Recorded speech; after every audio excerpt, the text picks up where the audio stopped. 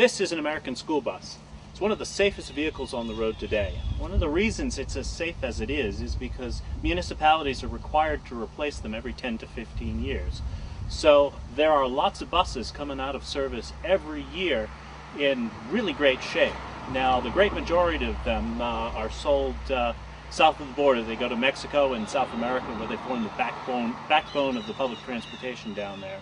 But a few of them stay in this country and are converted to motorhomes, like mine. One of the other great things about them is they are really, really cheap. I bought this baby for about 10 cents per pound. Let's take a look inside. So, of course, the first step is you need to remove all the seats, and your best friend there is going to be the 3.5-inch angle grinder. Most of the bolts you'll find will be rusted, and you'll have to just cut their heads off and pull the seats out.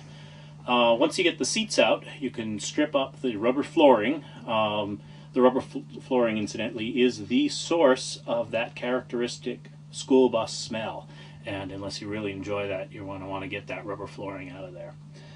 Next step, you'll want to begin building partitions like the one you see behind here. And in this case, we've separated this bus into a master bedroom at the very back, and then a bunk room for my girls. We have a 3/4 bathroom on board with a full-size shower, toilet, sink.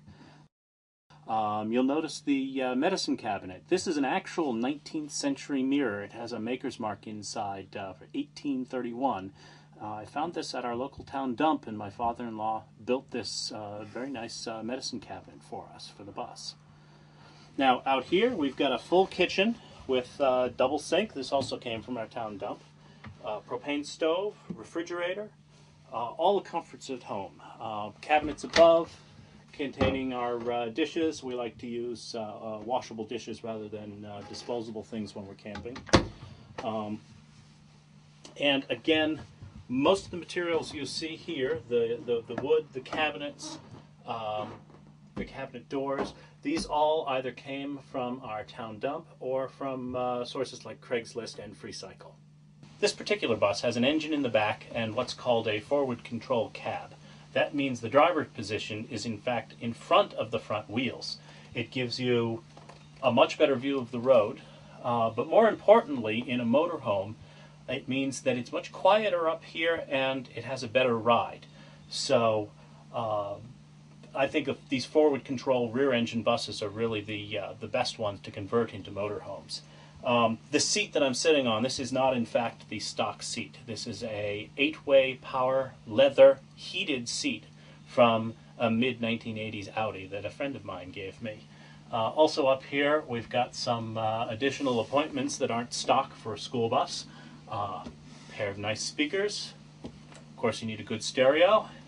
And another rescue from our town dump, 40-channel CB radio, which is really useful when you're on the road and you want to find out what's on up ahead.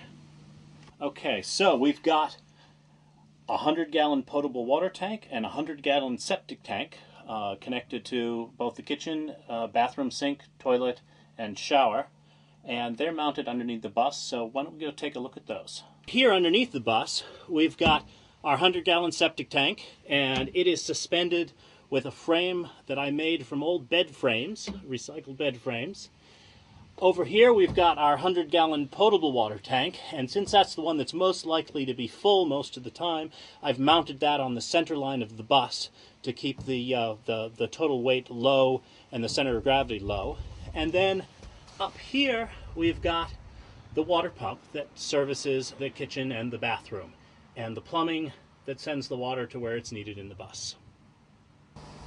Most of the electrical infrastructure for the bus is back here in the engine compartment. We've got 2 batteries for house power, 2 batteries for engine starting, an electrical distribution box to send 110 volts AC to the various plugs and appliances in the bus, a 1500 watt inverter to provide that 110 volt AC while we're on the road, 30 amp battery charger to charge our batteries while we're camping, and of course the 10.4 liter diesel engine.